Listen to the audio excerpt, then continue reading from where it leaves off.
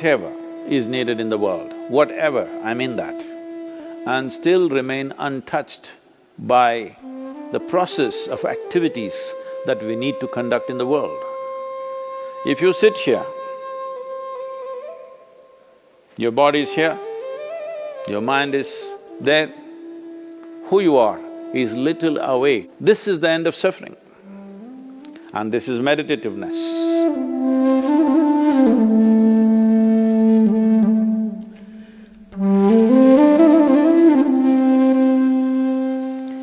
Namaskaram.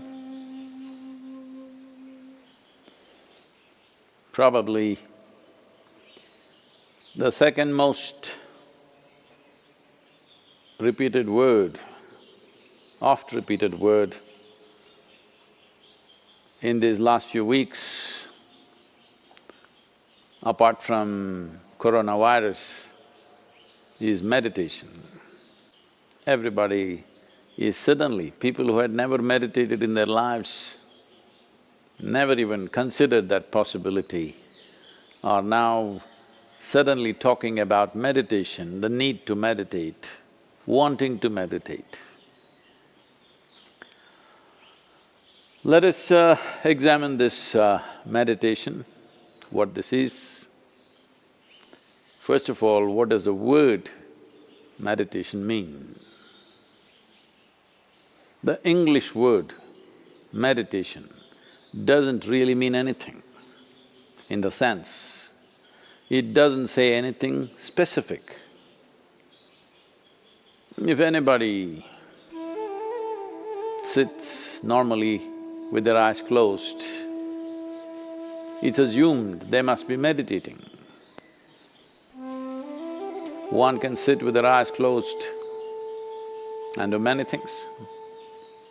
You can do japa, tapa, dharana, dhyana, samadhi, shunya, samyama.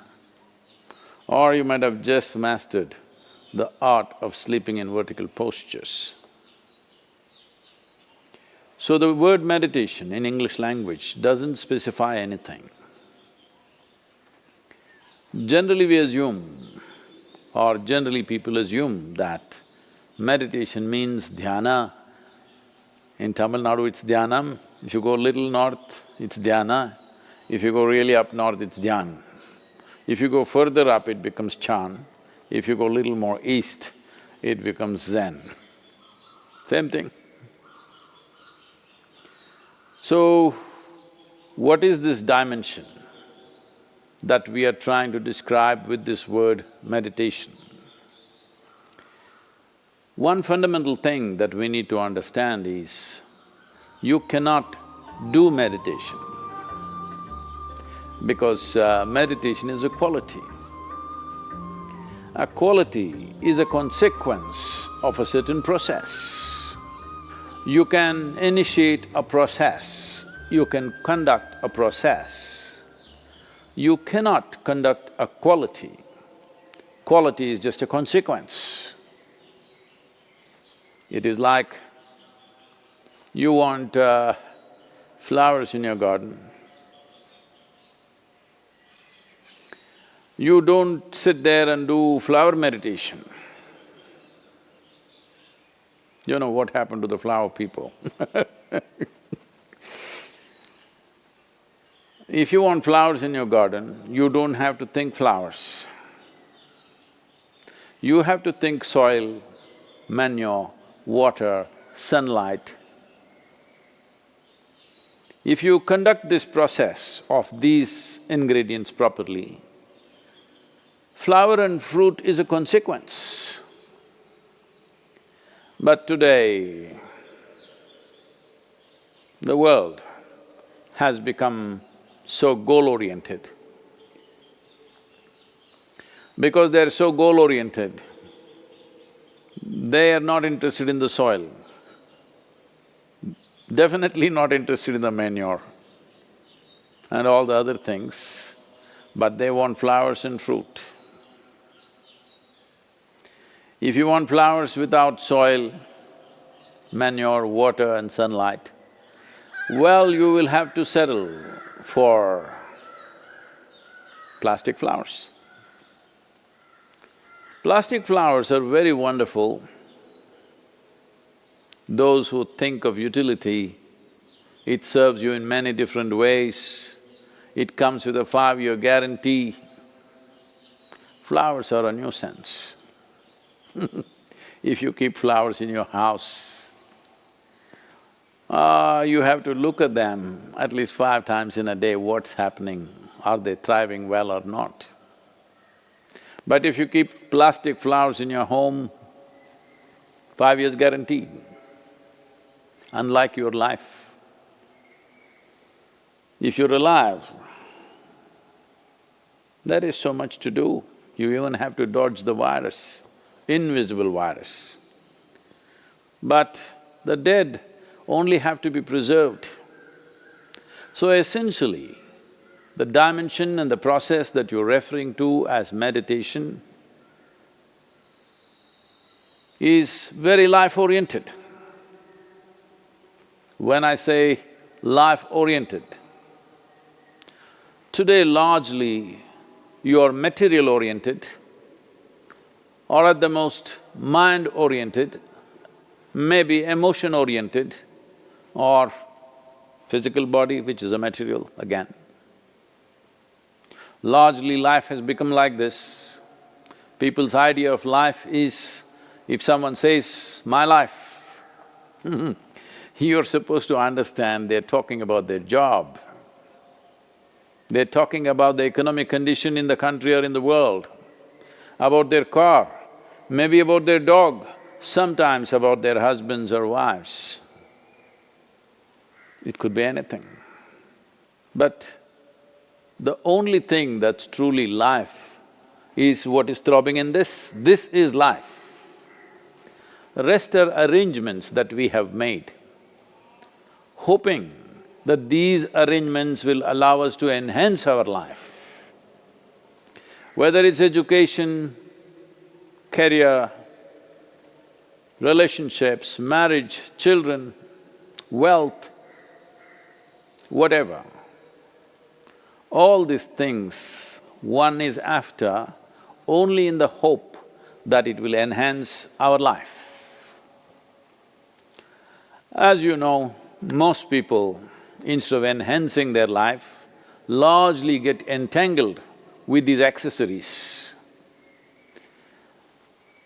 Accessories have become larger than the life process. Well, I think in a very cruel way, the virus is bringing focus on the life. You suddenly understand your expensive home has become a prison. Your expensive car is as good as junk because you can't drive it, at least for some time. And right now, the world is in a situation where we do not know how long will it take before you're back on the road and swing around a little bit in your automobile? You do not know. So now naturally a whole lot of people are asking all over the world, how to meditate, what should I do? As I said, you cannot meditate, but you can become meditative because it's a quality. If one cultivates their body, mind, emotion and energies to a certain level of maturity, you will be naturally meditative 24 hours of the day. Meditation is not an impairment that if you're meditative, you have to close your eyes and be limited to one place. Meditation is a phenomenal empowerment that you can do whatever is needed in the world, whatever, I mean that. Whatever is needed in the given situation and still remain untouched by the process of activities that we need to conduct in the world. This empowerment or without this empowerment, in fact a human being is crippled Because if what you have to think, feel, understand and act in the world is going to rub off on you in such a big way, naturally you will hesitate to do what is needed. Naturally you will avoid doing things that need to be done. In a way, the moment you are in a state where your own activity and the activity of the world around you and the activity of your mind and your emotion, once they are impacting you every moment of your life, then in some way you will cripple yourself because naturally you would want to keep the scale of your life very limited because activity, thought, emotion, involvement with life can cause enormous amount of suffering. Once there is fear of suffering, knowingly or unknowingly, you will limit the scope and possibilities of your life. Meditation means just this, in a very simple way if we have to put it. If you sit here, your body is here, your mind is there, who you are is little away from these two dimensions of physical body and mental accumulations. These two accumulations of body and mind, if a little space arises between you and this is the end of suffering. And this is meditativeness.